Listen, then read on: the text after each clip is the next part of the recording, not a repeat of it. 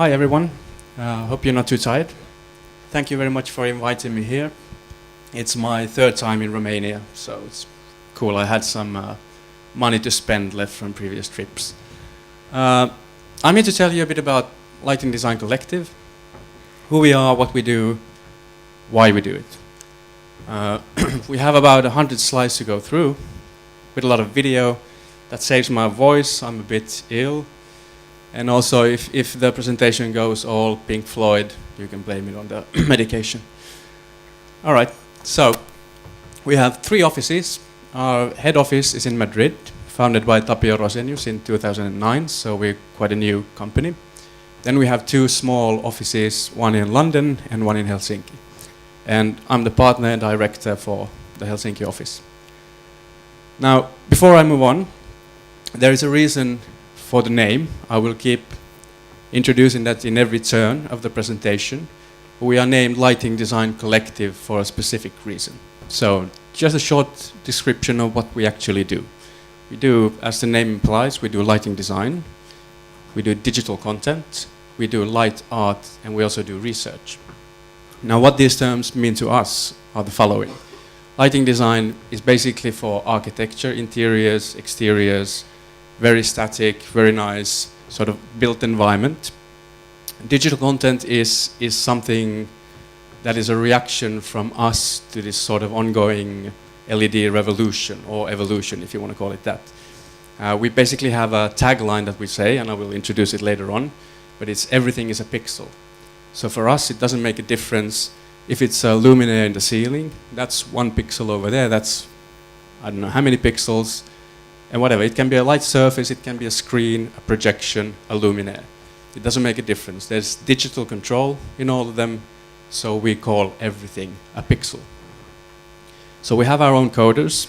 They make the software that we actually control the lighting with. And in the projects I'm explaining about that in slightly more detail. I don't want to be too technical. As we can see, it can fail many times.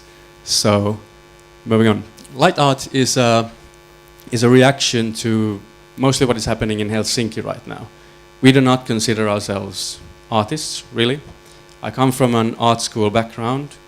I'm a photographer, basically. That's how I got introduced into lighting. Then I worked in the film industry, doing lighting, creating atmospheres for cinema, and also some stage lighting. So that's basically my background, but it's only my background. The research we do is not scientific research. We're not scientists either, so we're not artists, we're not scientists. But we want to put our heads into where we are at this point, and we want to look into the future somehow. And we do this by exploring new technologies. We interview people, we arrange events where we challenge ourselves into asking ourselves, are we going into the right direction? Is this what everyone else wants it to be? Is this what light should be? And we ask those questions, I would like to say in every project, but that's not true, but in most projects we try to challenge ourselves to sort of think outside the box. And we have a tool for this. We call them reframing workshops. That's something we do together with the client, again, to challenge the client for a clear brief, and also to challenge ourselves to see the project in a way that sort of serves us and the client, so that the end result will be something everyone wants, instead of us just producing massive drawings and then having the client say, no, that's not what we want. So we get a clear brief, we get an intent to do the project together. New technologies. VTT stands for the, now I need to translate this in my head, it's the National Research and Innovation Institute in Finland. We do a lot of stuff together with them because these guys are the engineers, the scientists who are actually thinking about the future. So we get a lot of input from them, and then we can introduce all of that stuff directly into our projects. And also, you can see some printed electronics. That's a new thing for us. You can get printed sensors, you can get printed LEDs. So we're basically working with a Finnish company on this one. There is one British one also doing the same similar kind of stuff, but we help the Finnish guys to develop that that product that you see on the left into basically a LED screen. So you get individual control for each of those LED pixels. Just as a side note. Just shortly, design process, maybe not so interesting, but we basically, in the center of everything, we have our research and development program, which is, again, what I mentioned, the research, interviewing people, trying to figure out what people want from us. And that we do with the reframing process, and directly from the reframing process, we can go into concept creation, and also very often directly into digital content design. And the rest of it, when we have this sorted out, is very standard lighting design. We do scenarios, we do time-based design, and we put out technical information. This is mostly to get the pricing right and to get the whole thing going. CAD drawings, technical drawings, specifications. And the delivery helps with the tender process. So basically we're helping the client all the way through. We provide a spec, and then they get their prices, and then we can again fix that a bit, and then we go to the actual goal of the project. For the support, we are creating, for instance, content libraries. So if we plan a digital system somewhere, we don't want it to be just a standalone one thing. We want it to be something that we can reinvent after 5 years. Because the truth is, if we do something now, it's going to look outdated in 5 years anyway. So it's good to have that as a backup. And this is an important slide because this explains us as a collective. You see that there is only a number of lighting designers in that group. Then there's a lot of coders, there's a lot of CGI artists. So we have our in-house 3D rendering department, which helps us to produce the images we need. Because you cannot talk about lighting without providing imagery. It cannot only be calculation-based design. We work around the globe, mostly in the Middle East and Europe. And now I go into our taglines. Light volumetrics. That's what we basically call architectural lighting. As mentioned, exteriors, interiors, bringing out the space with the tool and medium of light. Living daylights is something we use the control systems for, because now if you walk into any space, basically, you walk into an office, it's a very static lighting scenario you will face. It looks dead. We are trying to bring back some sort of natural movement, some sort of natural aspect through the control system into our lighting solutions. And then from there we go to everything is a pixel. So again, if it can be controlled, it can be used as a light source. And then I'll just go into some examples of the actual sort of basic architectural lighting. We are very often known as being sort of the techie, geeky guys, but the sort of bread and butter that we do is architectural lighting, just to keep that in mind. So this is a render for the Guggenheim competition in Helsinki.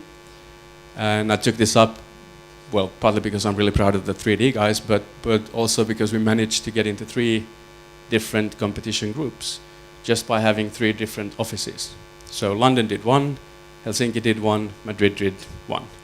And this is without compromising any competition secrets. But again, standard lighting design, bringing out the space. Museo del Prado in Madrid. Very simple, elegant solutions. And then another sort of bread and butter is doing hotels, mostly in the Middle East. Big chains.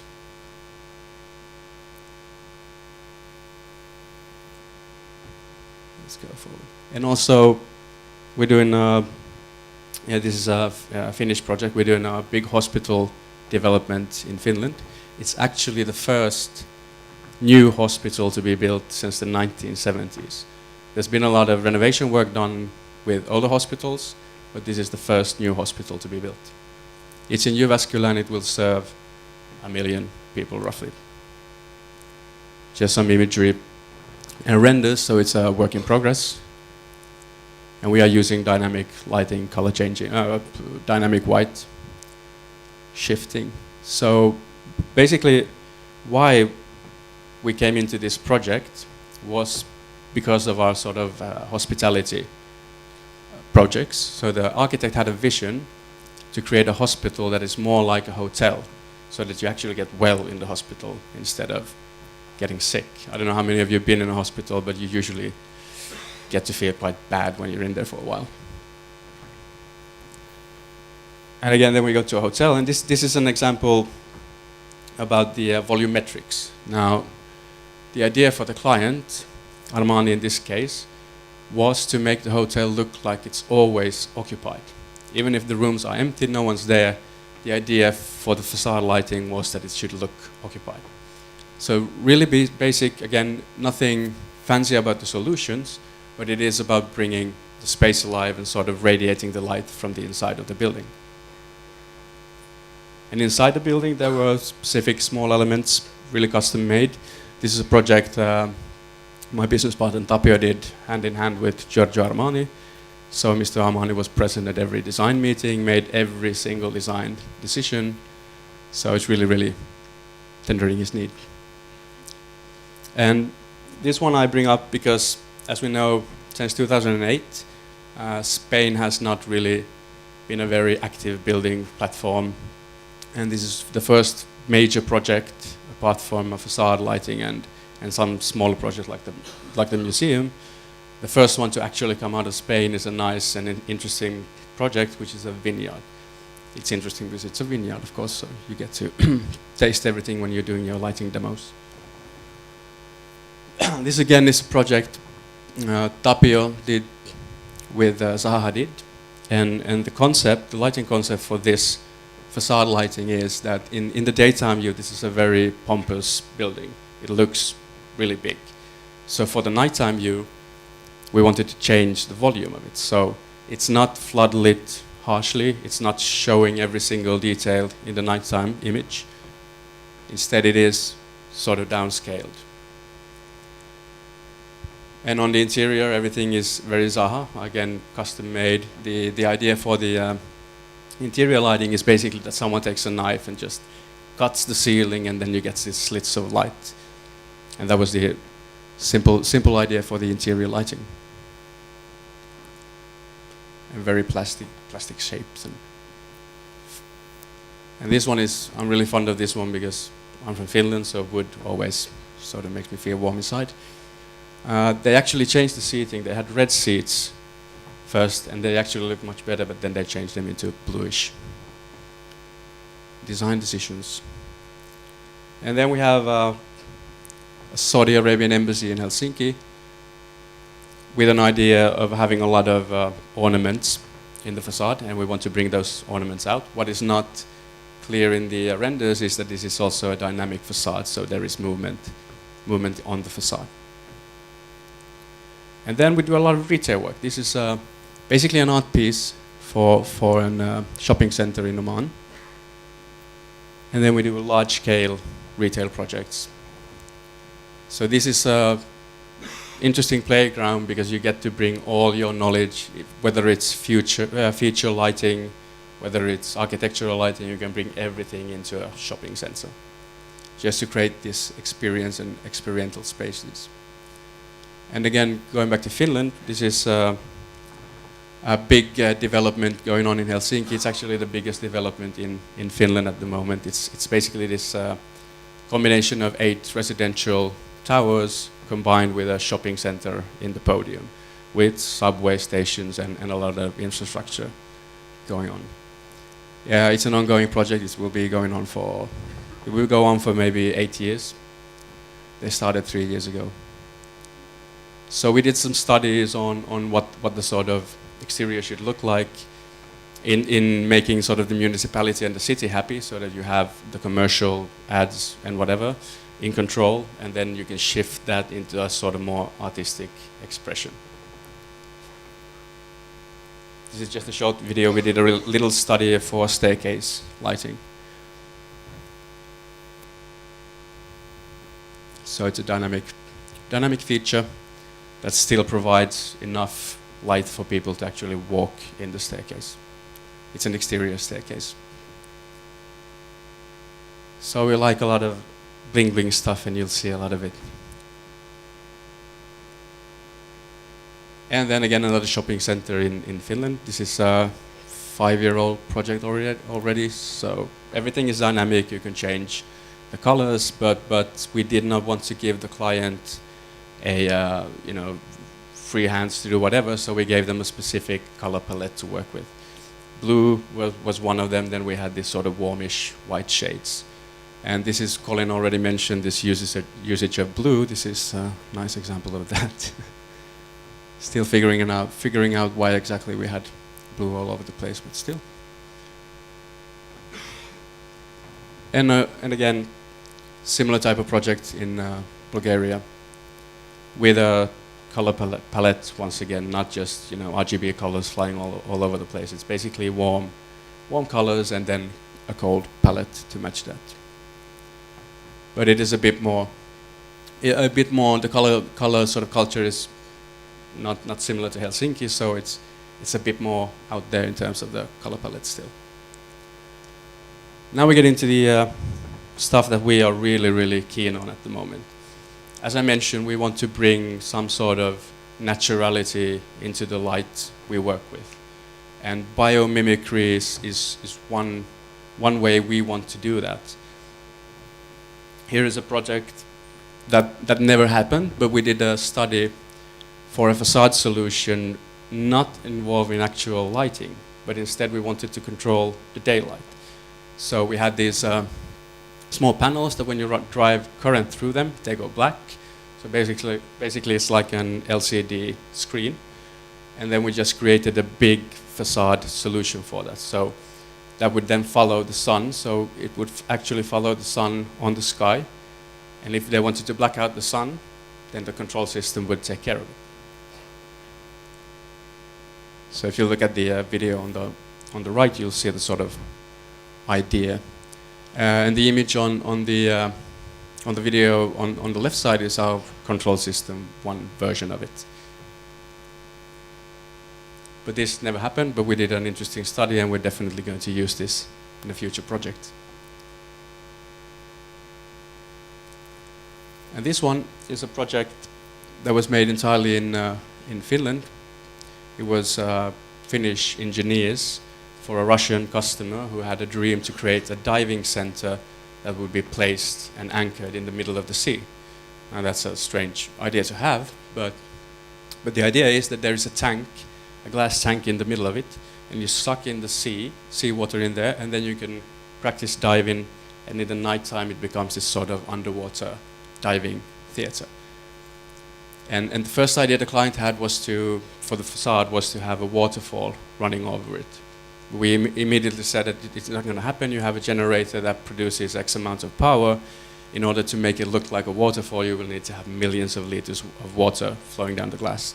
So we changed it into this sort of laminated mirror idea that then reflects the sea and the sky.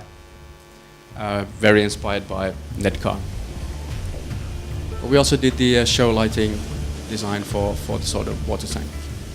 The challenge was to actually get the right amount of light into the tank, because as you know, water cuts out light very quickly. So if you have a lot of luxes going into the water, you need to have like 500 times more to actually have it similar to a space like this without water.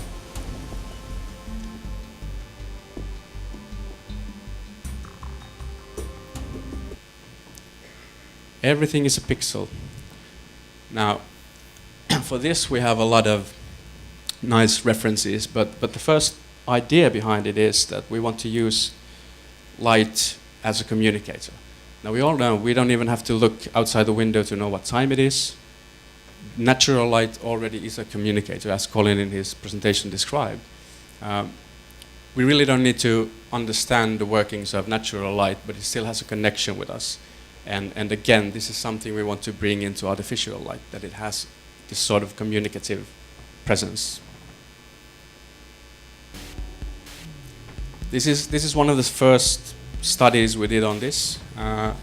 This is for a gallery in Bilbao, and what that sort of ornament on the wall is telling us is the actual real-time cloud and wind conditions of Bilbao in a very expressive, ambient sort of way. So it is completely real-time, done with one projector. And this got us very keen on understanding how to get a simplified, abstract sense of communication through the medium of light. So basically what happens in the software is that when the wind picks up, there are 2 points of reference that get multiplied, and the amount of sort of white surface you have represents the actual clouds.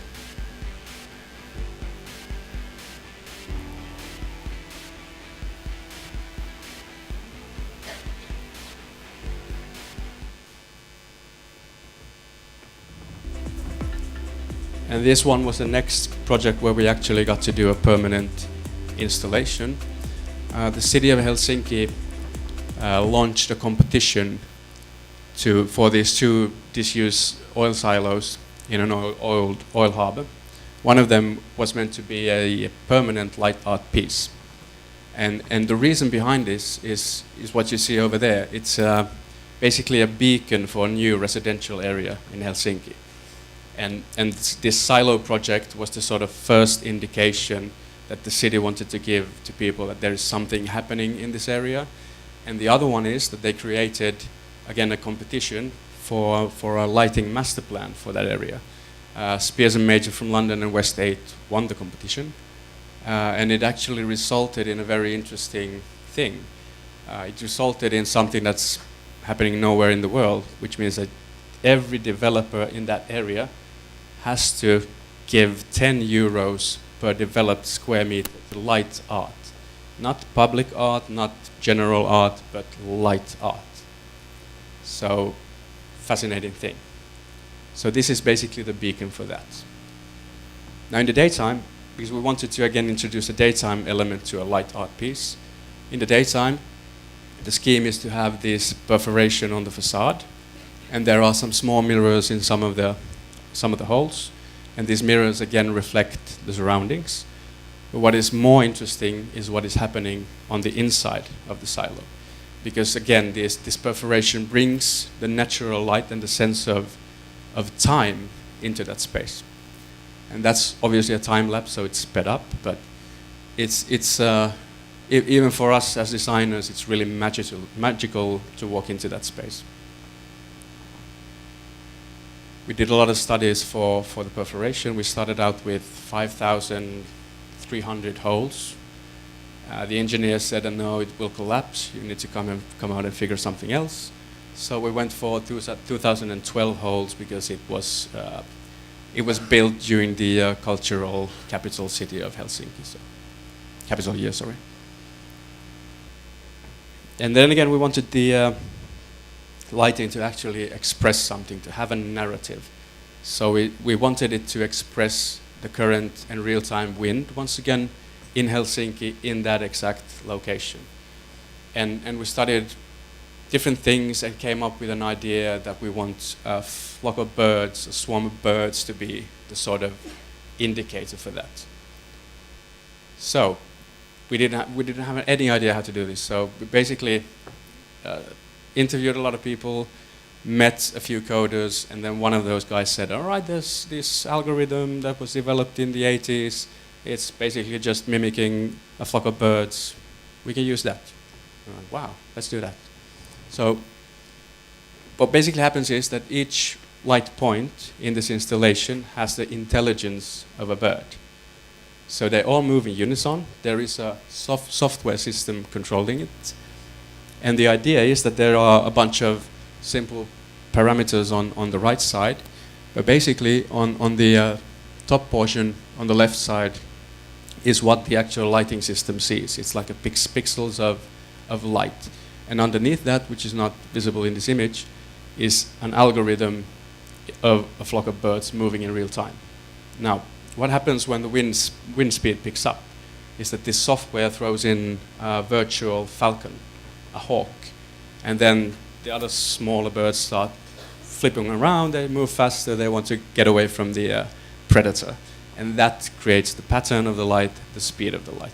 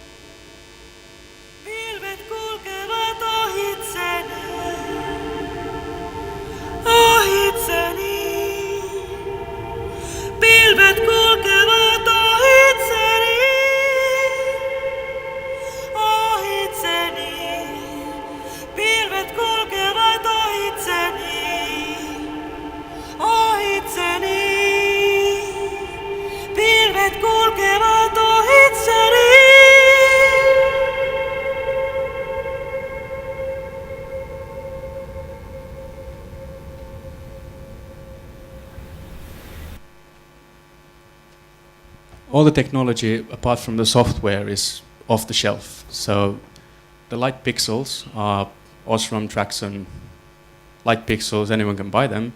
The control system is standard, so there's nothing sort of customized except for the software. At this point, because the sort of surrounding area is still being developed, the city really doesn't know what to do with this. So they come up with a brilliant idea that they rent it out for 200 euros a day, which means that there's been, to our knowledge, 4 weddings inside that, 4 music videos have been shot inside that, and apart from that, we host our own event there every year. And the doors, they've been measured to fit these icing machines that you can find in ice rinks. So basically, if someone wants to go there in the wintertime and skate, it can be done. And this is another project with the similar software again running. Slightly different approach.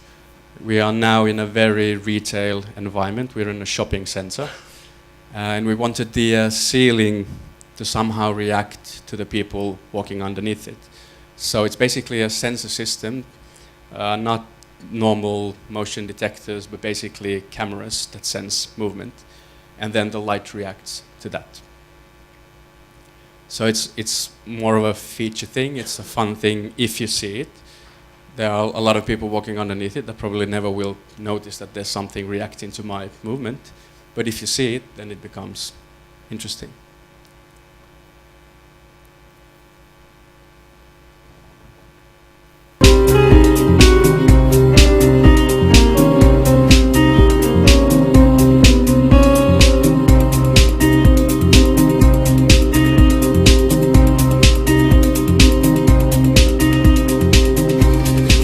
I'll try to talk over this. Thank you.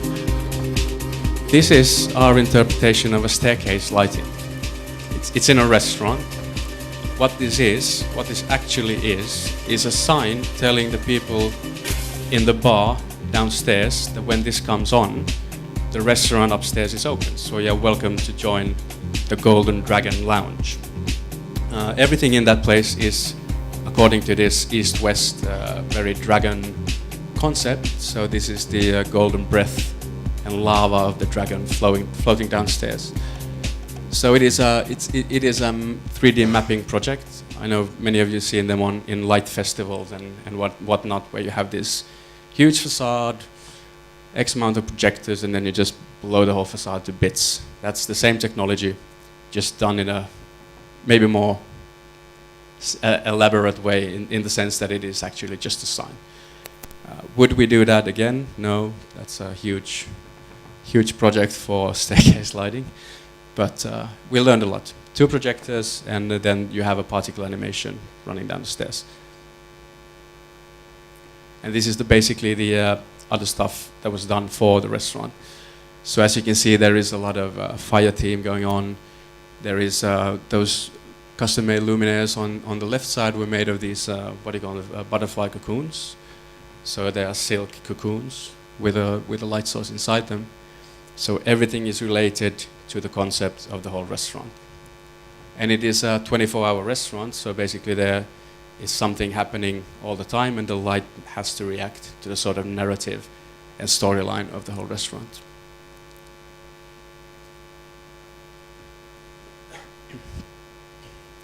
Some of the stuff is really analog, like this is a projection on the wall, nothing digital, it's just 2 pieces of glass moving around and they create this organic shape. And really hard to tell on this image, but there's a video screen, and we actually produced ourselves 14 hours of video content because it's a nightclub, so there was this sort of VJ DJ battle going on every night with different visuals.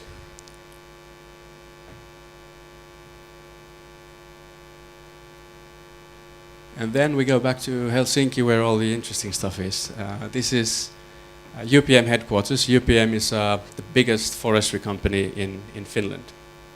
And they are really renowned for both their factories and all the offices they build. They always hire the best architects in the country to do their buildings.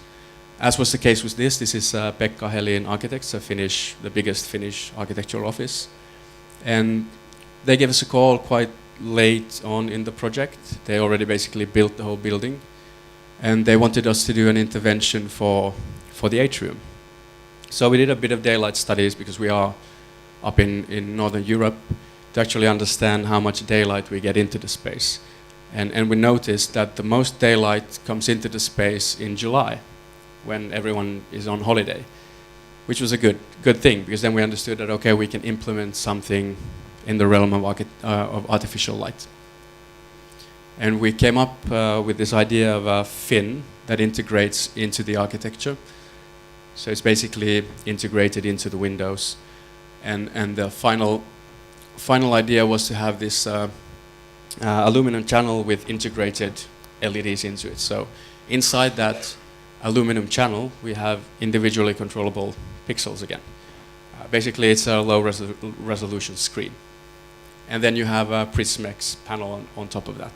That has a print on it, and then you have the edges are smoothed out so that the light actually catches the edges too. And it looked in the render something like that, so you get basically these rays of light coming into the space. But then we need to figure out what these rays of light would do. And that's an image of it. It actually looks very much like that. It's not a photographic effect. And that's a close-up, so there you can see the print. And even if you are standing right next to it, you will never see the light source. And everything behind that is basically open office, so it had to be done in white light, not to aggravate anyone, not to give them a headache, and also all the movement is very calm. So then we figured out what to do with the actual narrative again, and being a forestry company, it was quite an easy choice.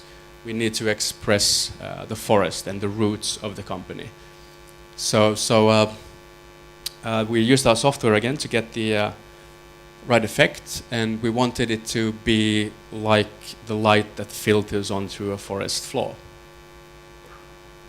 The video you will see is the first time we plugged in the control system. So this is no tweaking, this is just what it did. The end result is not that patchy. The end result is much bigger movements, which we actually sat on one of the bridges that connects the atrium parts. Sat there 3 o'clock in the morning, and our coder was sitting in Miami, and he was actually doing the code, and we were just telling him, yeah, no, it looks nice, it looks nice. So it's not that patchy in real life, thank goodness. But you get the idea. You get the impression that there is sort of magical sense to the light.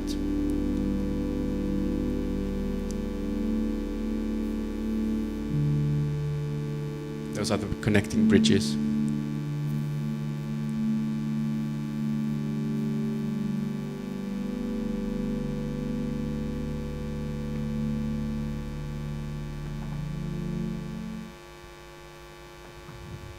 And then another instance of the software. This is basically an even more simple, I mean, never mind what you see on the screen there, that basically is a light synthesizer.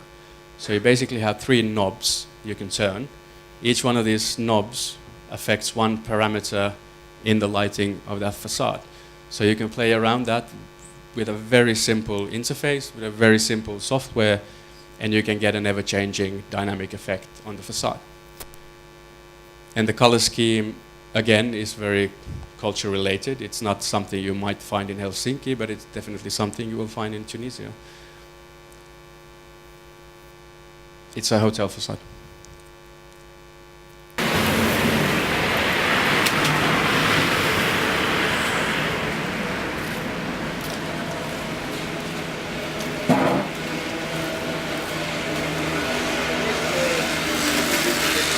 Those of you who know traditional, normal lighting control systems understand that if this was done with a regular DMX system, that would take a month to program, to get every simple little change in the light to happen. But this time, the coding took 4 weeks, and now on site you can just turn 3 knobs to get a different effect every time.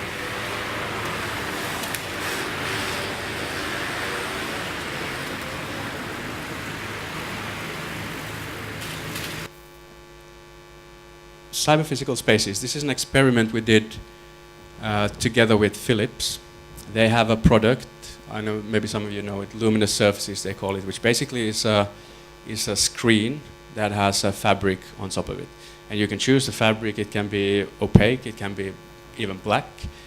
But they wanted us to produce a few demos of what to actually do with that product. And the sort of typical thing they were showing was to have maybe a rainbow going across, which all lighting designers have seen a few times. Our idea was to integrate some sort of interaction. So everything is based on very simple visual demos, nothing fancy about them. But then you have sensors again reacting to people moving around that sort of wall. There you see Gorka, our digital content director, walking across.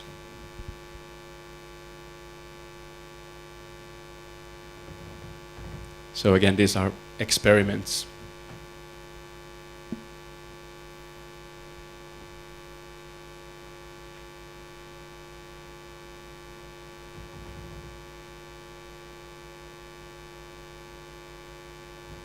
And again, to do something like this with a traditional lighting control system is basically impossible. You could do that with video loops, but then it would require a lot of computing power. And this can be now done with a Mac Mini or similar.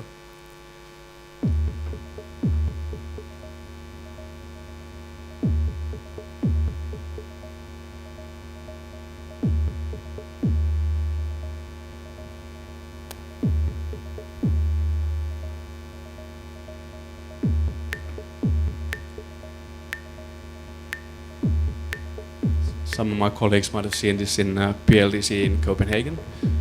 It's basically the one-to-one demo of the Philips stand. And the idea of that stand was to have a Scandinavian sushi chef who did live sushi according to the wishes of everyone coming in.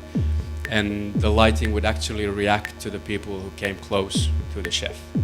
Whether they noticed it again or not, but that's what happened. And then they wanted this wow effect. When the chef got his dish ready, he put his hands in the air, and you get a bit of a show element into there. And what you see is a Kinect sensor doing the motion capturing. Now, why do we do this? Simple answers. That's not a zombie. We all know who the zombies of today are. it's all of us. We stare at our mobiles, we're completely trapped to them. I'm completely addicted to mine. We want to get out of this. So this is the reason why we also collaborate with the VTT guys I mentioned. They are exploring new possibilities. They have this thing called the naked approach. So all these names you see here are basically Finnish institutions, universities, technology centers. And what they basically come up with at this point is that there are two steps following our mobile devices. The next step will be wearables. We have something integrated into our clothing. But the more interesting one for us is nearables, which means that all these gadgets that we have on us, whether it's a Suunto, Pola, whatever device or a mobile, will go into the environment. And the environment then will sense what we want it to sense. And those guys are really way ahead of us in their thinking. I'll just skip this, it's the same idea. But there you can see the chef working on his Scandinavian sushi. And we also do participatory light. I mean, all those examples basically are that. If you have a sensor that reacts to you, you are participating in producing some sort of light effect yourself. We wanted to take one of our projects just a step further. This is NH Euro building in Madrid, and the commission was to create a facade lighting. And we instantly saw this sort of grid that was already in there, a steel grid on the facade, as an interesting point of reference. So we created this light brick, basically a piece of plastic with standard LED luminaires behind it. And we just replaced some of the metal work with these bricks. And then again, we wanted to do something fun with it. This is a hotel, so you could be a bit more fun with it. So what we decided to do is that during the weekends, we give it to the visitors. We give it to the customers of the hotel. So you get a lot of random people in a hotel, of course. You get the football fans, the stadium is right next to that place, and you get a lot of different people. And we wanted them to go into a photo booth, basically. That is a video booth. You have a camera recording whatever you do, a dance, and then it gets abstracted through a software, and then it gets projected onto the facade. So fine, you do a selfie, you send it to the system. As a gift, the system asks you, do you want to have your video back to you so you can share it on your social media? And you say yes, and then 3 years back, if LDC would have shared it on their social media, a whooping 408 people would have seen it. But the thing is, this hotel has one of the best restaurants in Madrid. It has the best drink bar in Madrid, and the football stadium is really close by. So potentially, you get Cristiano Ronaldo to walk in there, and he has 30 million followers, of which a third is most likely media. So all of a sudden, that small street corner in Madrid is something very different. These are renders, it has been done. It looks pretty similar to that.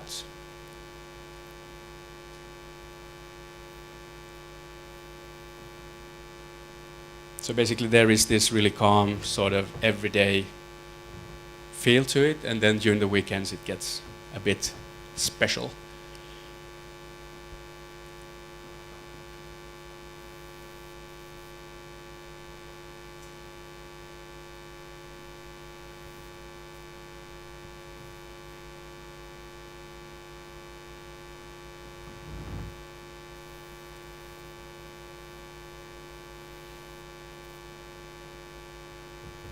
And of course you give something that a customer can play with.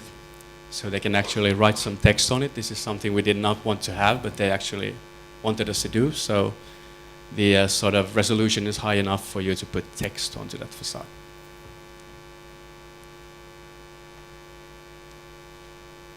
And then we go into a bigger scale. We wanted this project to actually communicate what is happening inside of it to the whole Doha. So the whole facade consists of, it was already perforated. The architect had decided to go for a perforated aluminum facade, So we just put light source into every hole. 48,000 luminaires. But again, the real question is not what's the technology. The real question is what does it actually do? So we figured out we want to again extend the sort of concept of control. We want to take that lighting tech from that room over there. We don't want him to be a part of the lighting. We want to give the lighting to someone else.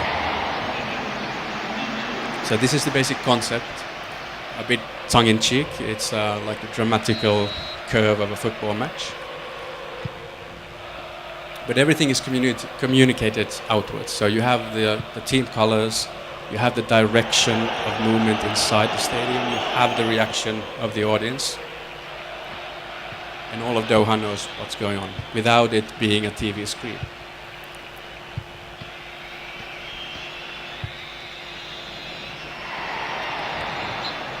So the game goes on. We finally reach the climax. It starts to, people are moving out of the stadium, going to their homes. And it calms down into this everyday concept of diamond in the desert. So it's just pure white light, just flickering nicely, like the reflections of light in a diamond.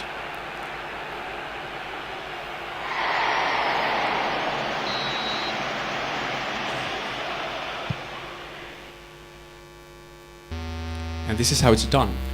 That's the interface. That's actually a musical instrument created by Reactable Systems, a Barcelona-based company.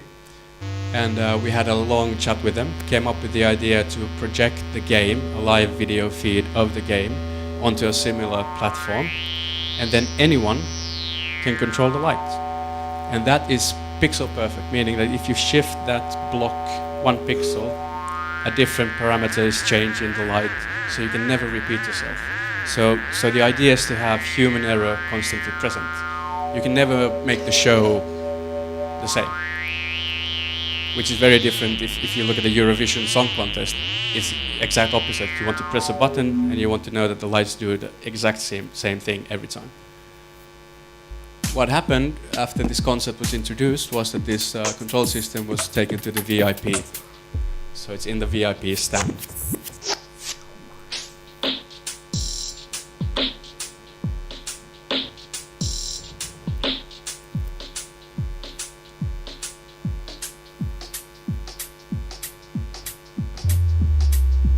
Techie and geeky, and we love it. I'll leave you with this one. This is, as I explained earlier, we mostly do permanently built environment, architecture, and so forth. This time we got a call from Lux Festival guys in Helsinki, which we know. I mean, everyone knows each other in the business. So they gave us a call, said that we have a festival coming up. We don't have too many ideas for pieces. We would like to give you Finlandia Hall, which is an Alvar Aalto icon in Helsinki. Can you do something with it? And then we vented out all kinds of ideas of rainbow effects on the white marble and came up with a much more simple idea. We found this sort of basic cube in that very intricate architecture, and then we brought this interaction cube on the outside of the architecture and gave it to the people, and this is what happened.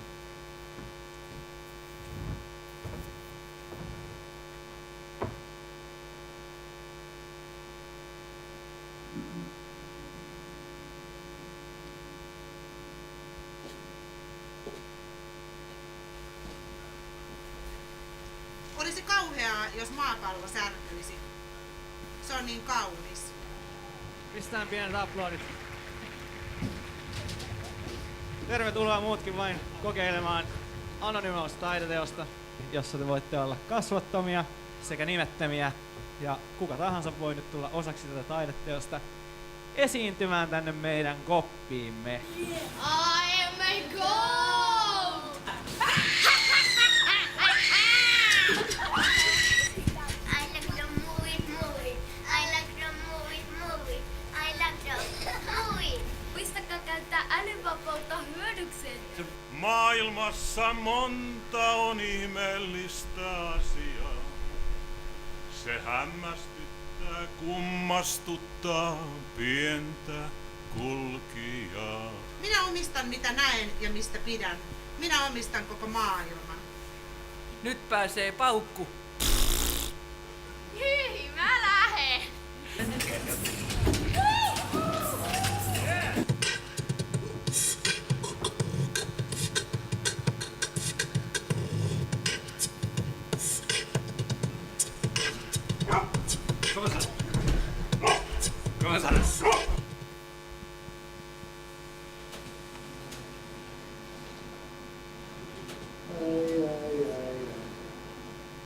Tänään meitä on kohdannut suuri tragedia.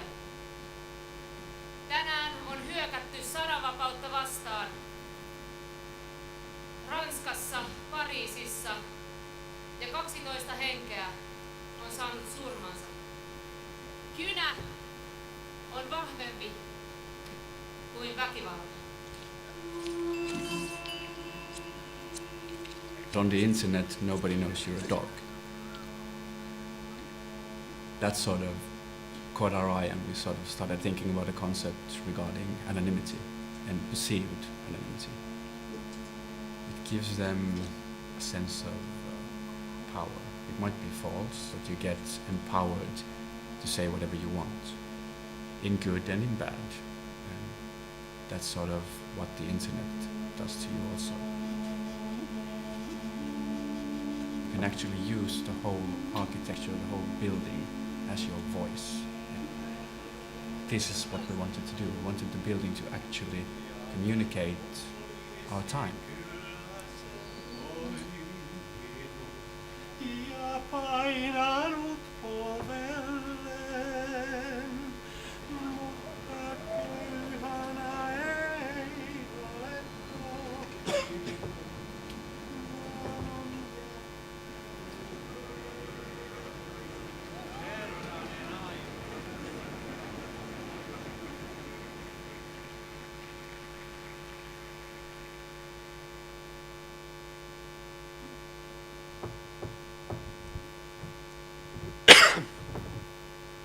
Thank you.